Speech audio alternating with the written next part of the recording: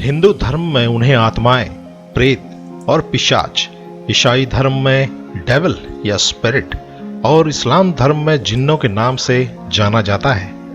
तो दोस्तों, इस वीडियो में हम जानेंगे कि जिन्न क्या होते हैं, उनका वजूद है कि नहीं, वे दिखते कैसे हैं, कितने प्रकार के होते हैं और क्या ये इंसानों के साथ रह सकते हैं। जिन्न अरबी भाषा से लिया गया एक शब्द है। ऐसा माना जाता है कि ये आग से बने होते हैं जिसमें से धुआं नहीं निकलता।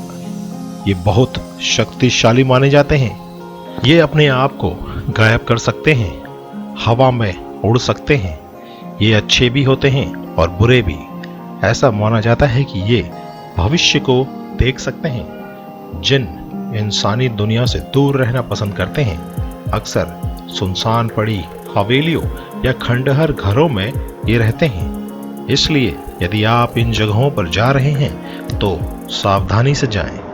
ऐसा माना जाता है कि ये भी इंसानी तौर तरीकों से रहते हैं।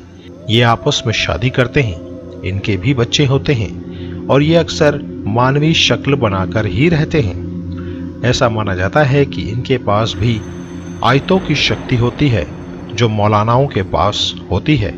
ये सच्चे दोस्त भी होते हैं और आशिक भी हो सकते हैं। इन्हें केवल पहुंचे हुए पीर या मौलाना जो हर पल आयतें पढ़ते हैं ही काबू कर सकते हैं।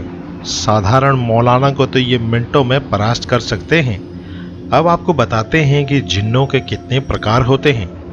पहला है जिन्नों की लिस्ट में मरीद। यह जिन्नों में सबसे शक्तिशाली। अलादीन के चिराग की कहानी तो आपने सुनी होगी। उसमें भी जो जिन्न था वो मरीद ही था। दूसरा जो टाइप है वो है इफ्रित। ये अक्सर इंसानी बस्तियों में घुल मिल जाते हैं। इनकी भी दुनिया इंसानों जैसी होती है। ये अच्छे भी होते हैं परंतु इनके साथ दोस्ती करना बड़ा खतरनाक हो सकता है, तो इसीलिए अपनी बस्तियों में आप सावधान रहें। तीसरा है सिला। इनमें केवल महिला जिन्न होती हैं।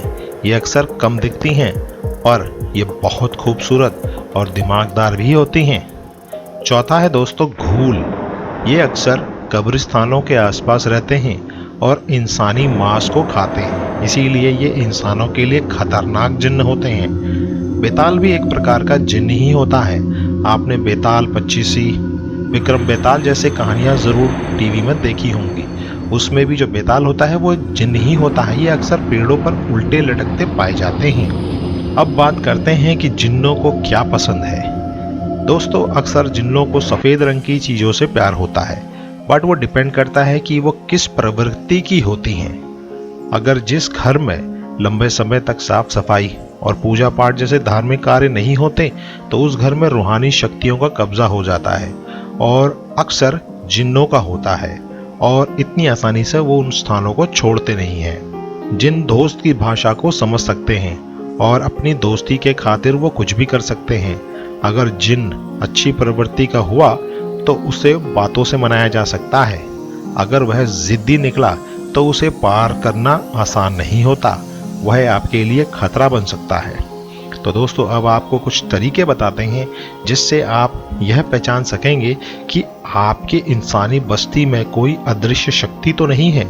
अक्सर ये जो शक्तियाँ होती हैं ये इंसानी शक्ल इख्तियार करके हमारी इंसानी दुनिया में ही रहती हैं और हमें पता भी नहीं चलता और यह अपना काम निकालती रहती हैं। तो ऐसी कौन सी विधियाँ हैं जिनसे आप पता लगा सकते हैं कि ये अदृश्य शक्ति आपके पास है।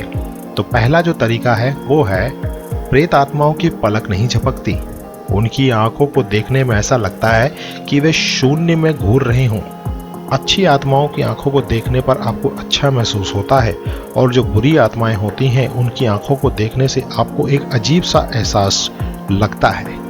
दूसरी जो विधि है वो है इनका शरीर पंच तत्वों से नहीं बनता बल्कि 3 तत्वों से बनता है। वो होती हैं अग्नि, वायु और आकाश। ऐसे में इनकी परछाई नहीं बनती। तो जब भी आप कभी किसी शरीर को देखें और उसकी परछाई ना बन रही हो तो ज़रूर सावधान हो जाएं।